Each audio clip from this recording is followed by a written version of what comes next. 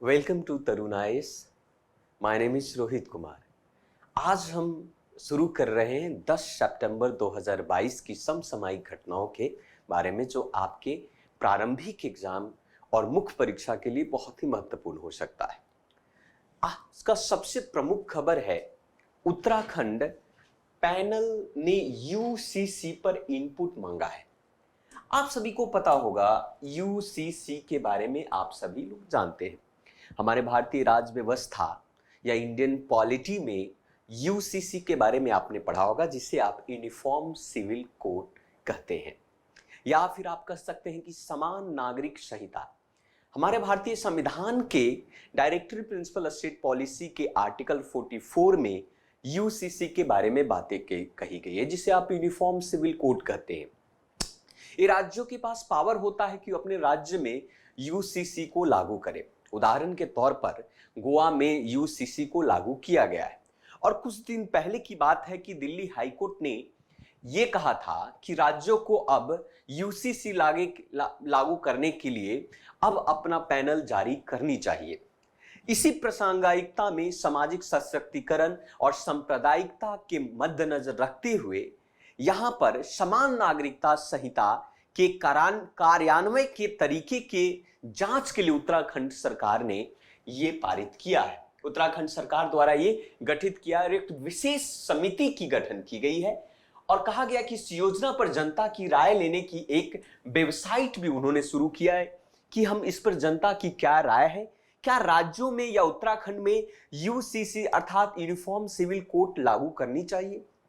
Uniform civil code का तात्पर्य होता है कि एक ही कानून के तहत, एक ही दंड संहिता के तहत भारत के हर नागरिक को या राज्य के हर नागरिक को मापना, या फिर कहना कि यूनिफॉर्म सिविल कोड या फिर न्याय संहिता समान नागरिक संहिता के अंदर में लाना। अगर एक कानून और एक नागरिक के मद्देनजर रखते हुए ये काम की जाती है।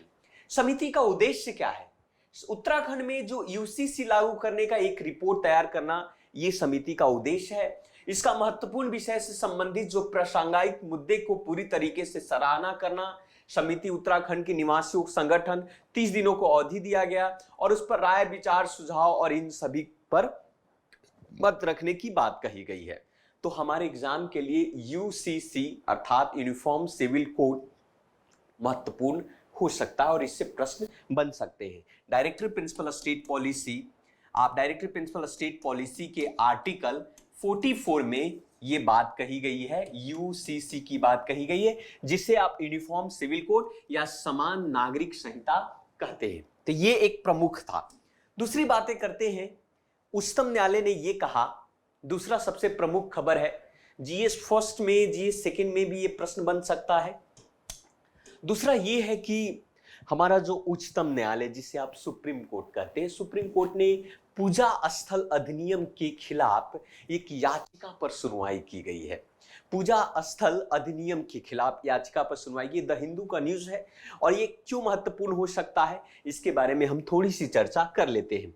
ये प्रासंगिकता जो है हमारे एग्जाम का, जो सामाजिक सशक्तिकरण या कह सकते हैं कि सांप्रदायिकता, क्षेत्रवाद, और ये हमारे धर्मनिरपेक्ष से संबंधित प्रश्नों पर हम उदाहरण के साथ इसे पेश कर सकते हैं।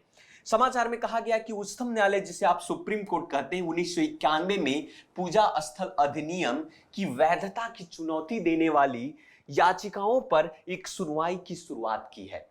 अर्थात ये कहा गया है कि एक संसदीय कानून है। आप बता दूं मैं आपको कि जो पूजा स्थल अधिनियम एक संसदीय कानून है, जो 15 अगस्त 1947 से धार्मिक स्थलों की पहचान और चरित्र की रक्षा करता है। हम सभी को पता है कि हमारा भारत देश एक धर्मनिरपेक्ष देश है, अर्थात सेकुलर कंट्री है, और हम ये भी जानते हैं कि जो भारत के अंदर की जो सेकुलरिज्म है, भारत के अंदर की जो धर्मनिरपेक्षता है, हमारे संविधान का, हमारा कॉन्स्टिट्यूशंस का एक basic fundamental, basic structure of constitution है, या मूलभूत संरचना कह सकते हैं। अर्थात यह है कि भारत देश के अंदर में हर धर्म के लोग रहते हैं, हर जाति के लोग रहते हैं, है ना, लेकिन भारत किसी भी धर्म को नहीं मानता है, लेकिन सभी धर्म को सम्मान करता है ना। और इसके तहत जो है आपको इस कानून के तहत, संसदीय कानून के तहत 15 अगस्त 1947 से जो धार्मिक स्थल की पहचान और चरित्र की रक्षा करना की ये शक्ति देता है। लेकिन याचिका कहता है कि अधिनियम के खिलाफ कई याचिका दायर किए गए। अधिनियम में कहा गया कि जो हिंदू, जैन, बौद्ध, सिख को अवैध रूप से अपने पूजा स्थलों जिन पर आक्रमण और अतिक्रमण किया गया था पर फिर से दावा करने के लिए अदालत का दरवाजा खटखटाने को रोकने के लिए या पूर्व व्यापी कट ऑफ तिथि तय करने के लिए याचिका संबंधित था कि भाई पहले ही बहुत सारी मंदिरों बनी हुई और मंदिरों पर बहुत सारे आप कह सकते हैं कि उस पर कब्जा हो चुका था। याचिका के मुख्य में उद्देश्य था कि बर्बर आक्रमणकारियों द्वारा की गई ऐतिहासिक गलतियों को ठीक करना। जैसे आपने पता है गजनी ने सोमनाथ मंदिर पर 17 बार आक्रमण किया। ऐसा कहा जाता है कि बाबरी मस्जिद से भी संबंधित बातें हुई थी कि वहां पर अयोध्या के राम मंदिर को तोड़कर वहां पर मस्जिद बनाया गया, ऐसा कहा जाता है। या फिर कहा जाता है कि बहुत सारे मंदिरों को तोड़कर आक्रमणकारियों के द्वारा जो है उसको परिवर्तन कर दिया गया किसी और मस्जिद में और किसी गिरजाघर में।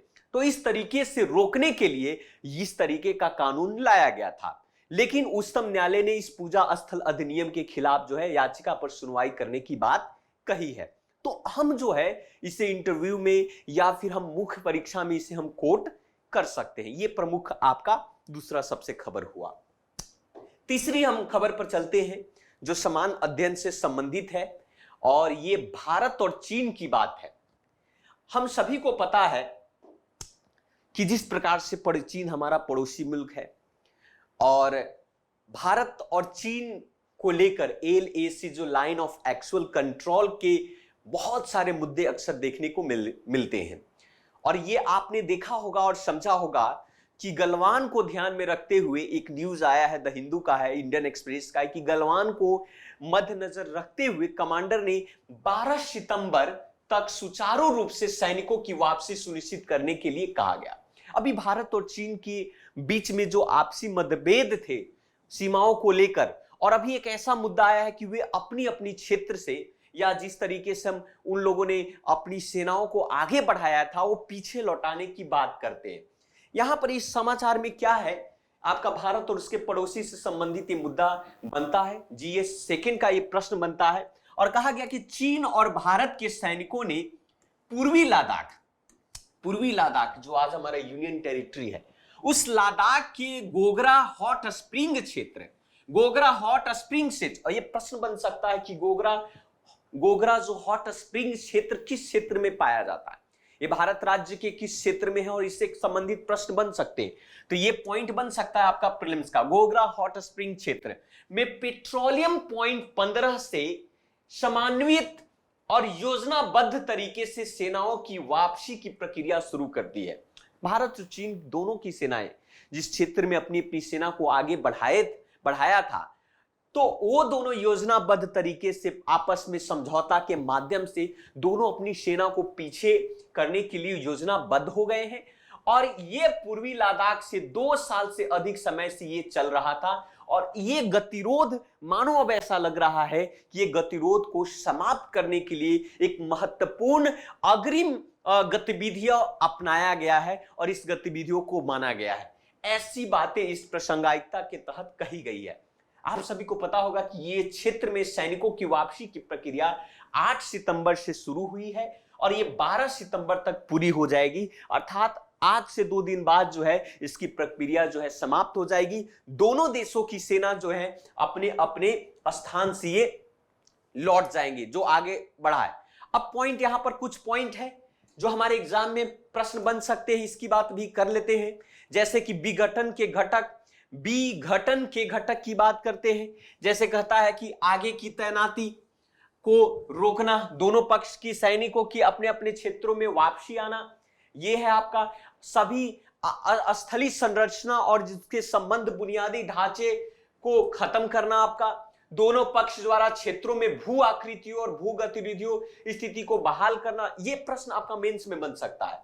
चरणबद्ध और समन्वित और सत्यापित तरीके से आगे की तैनाती को रोकना, है ना, आपका चरणबद्ध और सुनिश्चित करना कि ये सारे पॉइंट बन सकता है आपका। लेकिन अभी भी इसके कुछ प्रमुख मुद्दे हैं जो वर्तमान क्षेत्र में दो राष्ट्रों के बीच में एक विवाद का कारण बना हुआ है और उस पर अभी भी चर्चा बाकी है और दोनों राष्ट्रों अभी भी उस पर चर्चा करने की आवश्यकता है। जैसे उदाहरण के तौर पर कि आपने देखा था कुछ एक साल पहले की बात है कि लद्दाख में पैंगोंग झील को लेकर काफी विवाद हुआ था। उस झील को लेकर काफी विवाद हुआ, तो अभी भी उस पर विवाद है। दूसरा, सिक्किम में नाकुला को लेकर विवाद है आपका। लद्दाख में गलवान घाटी और डेमचोक को लेकर विवाद है। ये प्रश्न, इन सभी प्रश्न बन सकते हैं, तो इसको आप जरूर डिटेल से पढ़ें। लद्दाख में पैंगोंग झील, सिक्किम में नाकुला और लद्दाख में गलवान घाटी और डेमचोक, ये प्रश्न बन सकता है और आपके प्रीलिम्स एग्जाम में और मुख्य परीक्षा में भी इसे आप कोट कर सकते हैं। तो ये प्रमुख है आपका। अब नेक्स्ट आगे हम बढ़ते हैं, जो हमारे एग्जाम के लिए महत्वपूर्ण कुछ और भी न्यूज है।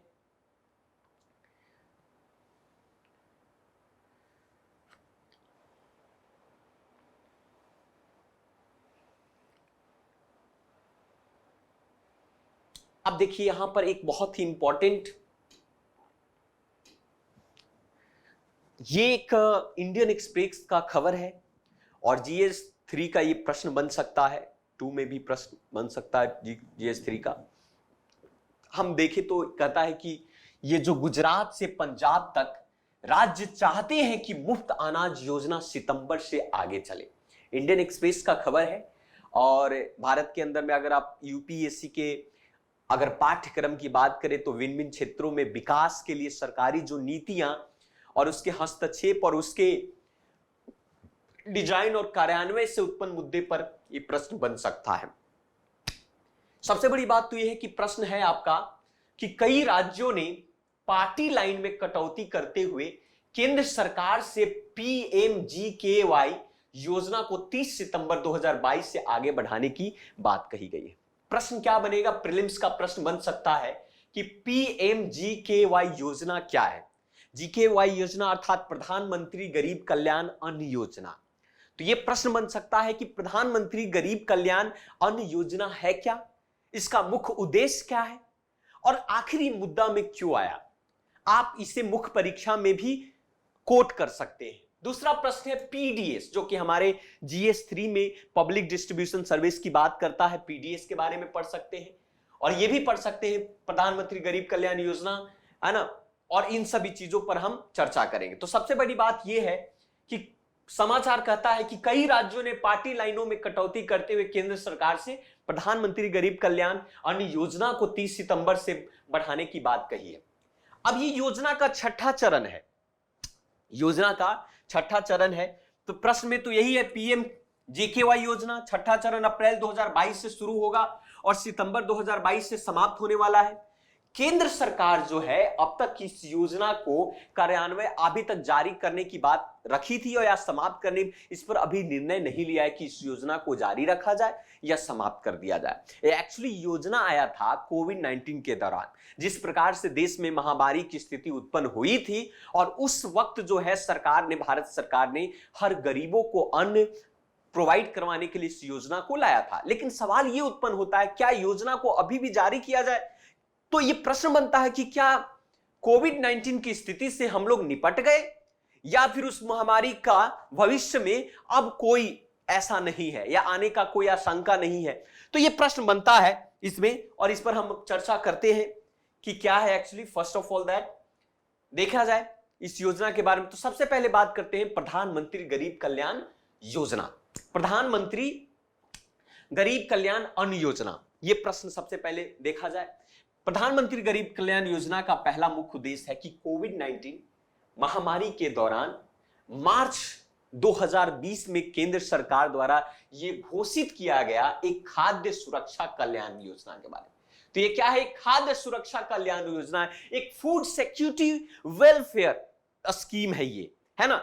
इस कोविड-19 के खिलाफ लड़ाई में गरीबों की मदद करने के लिए प्रधानमंत्री गरीब कल्याण पैकेज, प्रधानमंत्री गरीब कल्याण पैकेज का एक हिस्सा है।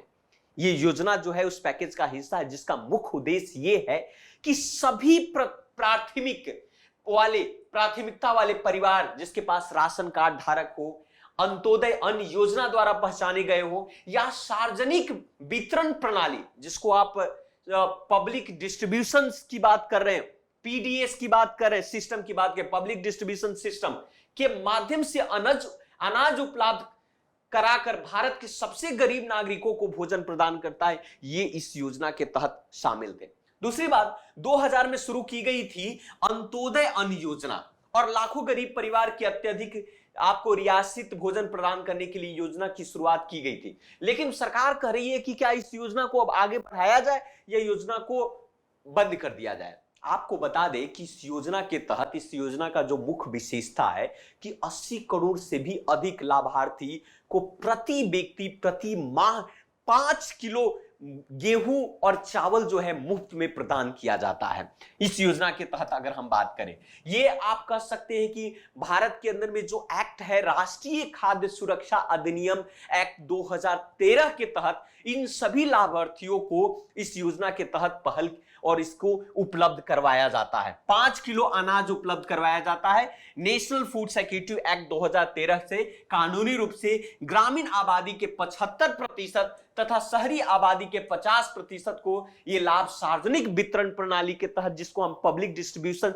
सिस्टम कहते हैं, उसके तहत प्रोवाइड करवाया जाता है। इसको ऐसा माना जाता है कि यह विश्व का सबसे बड़ा खाद्य सुरक्षा कार्यक्रम के रूप में इस योजना को माना जाता है। तो यह हमारे एग्जाम के लिए बहुत महत्वपूर्ण हो सकता है। आपके प्रीलिम्स में भी प्रश्न बन सकते हैं, आपके मुख्य परीक्षा में भी ये प्रश्न बन सकते हैं। तो ये बहुत ही था। तो आप इसके बारे में जान ले कि पीडीएस क्या है, गरीब कल्याण योजना क्या है, और इससे संबंधित बहुत सारे प्रश्न बन सकते हैं। तो ये था आज का मुख्य महत्वपूर्ण जो करंट अफेयर जो आपके लिए एग्जाम के लिए महत्वपूर्ण थे। तो आज इतना ही रखते हैं, मिलते हैं नेक्स्ट क्लास में, नेक्स्ट वीडियो में फिर से समसामयिक घटनाओं के साथ जो आपके एग्जाम के लिए बहुत ही महत्वपूर्ण है। तब तक बेहतर होगा इस रोजमर्रा के जीवन और एग्जाम को बेहतर तैयारी के लिए इस चैनल पर बने रहें। इस चैनल को सब्सक्राइब करें, बेल आइकन को भी आप प्रेस करें ताकि आपको पहले से ही इसकी जानकारी मिल जाए। So thank you very much, धन्यवाद।